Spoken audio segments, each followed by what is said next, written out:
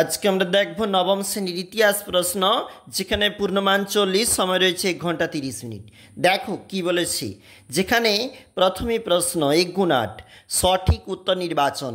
মিশ্রিত কয়লা ও চুনাপাথর জ্বালিয়ে তার থেকে তাপে লোহা গলানোর পদ্ধতি আবিষ্কার কে করেছিল? Abraham Darby. দাস ক্যাপিটাল লিখেছিল কার্ল মার্কস। ডেভিড নিরাপত্তা বাতিটি ব্যবহৃত খনি গর্ভে।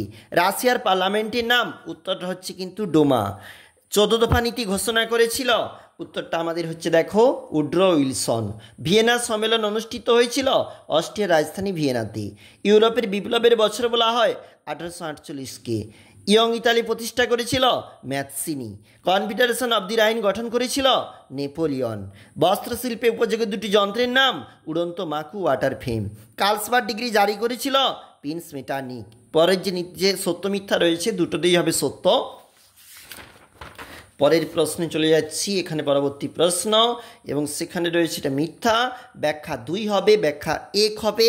নিচে রয়েছে 2 নম্বরের প্রশ্ন, রয়েছে কিন্তু 4 নম্বরেরও আবার প্রশ্ন, এবং পরবর্তী পেজ এখানে কিন্তু আবার রয়েছে 8 নম্বরের প্রশ্ন। অবশ্যই দেখবে।